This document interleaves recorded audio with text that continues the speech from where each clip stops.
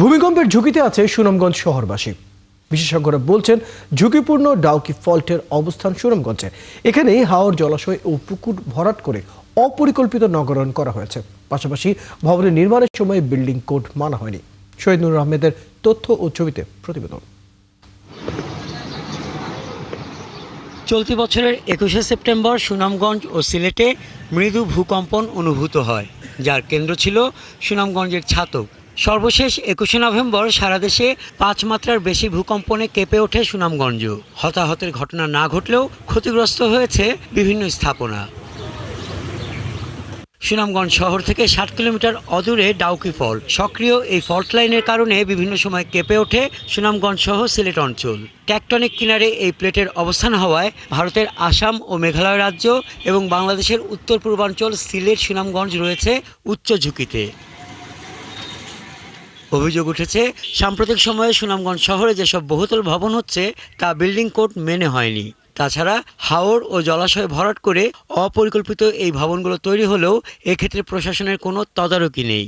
জলাশয় ভরাট করে যে বিল্ডিংগুলো হচ্ছে এগুলো মূলত বিল্ডিং কোড অনুপাতে হচ্ছে না, যার জন্য আমরা সবাই আতঙ্কিত। অনেকেই আশঙ্কা করছেন যে সুনামগঞ্জ অদূর ভবিষ্যতে এবং যে কোনো সময় ভয়াবহ বিপর্যয়ের মুখে পড়তে পারে। আমরা চাই এটা বিল্ডিং কোড মেনে ওরা বড় বড় বিল্ডিংগুলো করছে কিনা এগুলো আসলে খতিয়ে দেখা খুবই প্রয়োজন। ভূমিকম্প বলয় হিসেবে ২০১৯ সালে সুনামগঞ্জ শহরটির নির্দিষ্ট কিছু ওয়ার্ড যেমন ২, ৪, ৩ ও ৫ নম্বর ওয়ার্ডকে ভূমিকম্পের জন্য বেশি ঝুঁকিপূর্ণ বলে চিহ্নিত করে দুর্যোগ ব্যবস্থাপনা অধিদপ্তরের ন্যাশনাল রেজিলিয়েন্স প্রোগ্রাম। যে কোনো সময় এই ফল থেকে আরেকটা ওই মাত্রার কাছাকাছি মাত্রায় ভূমিকম্প হতে পারে। তো ৮.৭ মাত্রায় যদি আবার এই অঞ্চলে ভূমিকম্প হয় তাহলে সিলেট সুনামগঞ্জ ব্যাপক ধ্বংসস্তূপে পরিণত হবে। এদিকে ভূমিকম্প জনসচেতনতা সৃষ্টির পাশাপাশি ঝুঁকি মোকাবেলায় যাবতীয় প্রস্তুতি গ্রহণে কথা বললেও ক্যামেরার সামনে কথা বলতে চাননি সুনামগঞ্জ ফায়ার সার্ভিসের কোনো কর্মকর্তা। তবে বহুতল ভবন নির্মাণের অনুমতির ক্ষেত্রে গাইডলাইন ফলো করতে পৌর কর্তৃপক্ষকে নির্দেশ দেওয়ার কথা জানান জেলা প্রশাসক। যারা যারা নতুন ভবন তৈরি করবেন তারা আপনাদের ভবিষ্যৎ প্রজন্মের নিরাপত্তা এবং আপনার বিনিয়োগ নিরাপদ করার জন্য ভূকম্পন সহনীয় যে বিধান আছে সেই বিধানগুলো মেনে আমাদের বিল্ডিং কোড মেনে যেন তাদের ইমারত বা দালান কোঠা নির্মাণ করার জন্য অনুরোধ করতেছি। ১৭৯৭ সালে সিলেট সুনামগঞ্জ সহ আসাম অঞ্চলে সবচেয়ে বড় ভূমিকম্প হয়। সেবার সবচেয়ে বেশি ক্ষতিগ্রস্ত হয়েছিল সুনামগঞ্জ। হাসান আহমেদ, ৭১। দর্শক, ভূমিকম্পের ঝুঁকিতে থাকা সুনামগঞ্জের আমরা প্রতিবেদনটি দেখছিলাম। আমাদের সাথে আমাদের সহকর্মী শহীদ নূর আহমেদের সাথে যুক্ত হচ্ছেন এই বিষয়ে আরো বিস্তারিত জানাতে।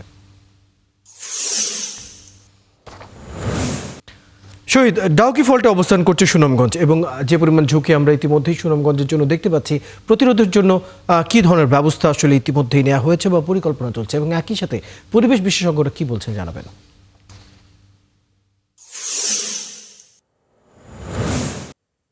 রয়েল, ধন্যবাদ আপনাকে। দেখুন, আমরা যেমন প্রতিবেদনটিতে দেখানোর চেষ্টা করছিলাম সুনামগঞ্জ ভূমিকম্প ঝুঁকিতে রয়েছে। এর অন্যতম কারণ হচ্ছে সুনামগঞ্জের অবস্থান, যেটি বাংলাদেশের যে কয়েকটি আসলে টেকটনিক পিলারের কথা বলা হয় বা যে ফল্টের কথা বলা হয় তার অন্যতম হচ্ছে ডাউকির অবস্থান হচ্ছে সুনামগঞ্জের একেবারে নিকটতম স্থান, অর্থাৎ প্রায় ১/২ শতাধিক কিলোমিটারের মধ্যেই। আমি যদি আপনাকে জানানোর চেষ্টা করি, সুনামগঞ্জে এই মুহূর্তে যে নগরায়ন হচ্ছে সেটি মূলত ঝুঁকির কারণ, সেটি ভাবনার কারণ হিসেবে দাঁড়িয়েছে। কেননা হাওর জলাশয় ভরাট করে বহুতল ভবন হচ্ছে এবং এটি আসলে কোড মেনে হচ্ছে কিনা, এটি পরিকল্পিতভাবে হচ্ছে কিনা সেটি নিয়ে প্রশ্ন তুলেছেন যারা পরিবেশবাদী আছেন এবং তারা শঙ্কা করছেন এভাবে যে অপরিকল্পিত নগরায়ন হচ্ছে এর ফলেই মূলত ঝুঁকির মধ্যে রয়েছে। যদি এই ডাউকি ফল্টে কোনো ধরনের ঝুঁকির জায়গাটা তৈরি হয়, কোনো মাঝারি ধরনের ভূমিকম্প তৈরি হয়, তাহলেই ক্ষয়ক্ষতির জায়গাতে যাবে এবং সেটি হয়তো মাত্রাতিরিক্ত হতে পারে বলে শঙ্কা করছেন। আমি কথা বলেছিলাম পরিবেশবাদী সংগঠনের হাউসের নেতা জনাব সালেম চৌধুরী শুভর কাছ থেকে। আমি যেমনটা জানতে পেরেছি যে ১৭৯৭-তে যে ভূমিকম্প হয়েছিল এতে সুনামগঞ্জ ক্ষতিগ্রস্ত হয়েছিল।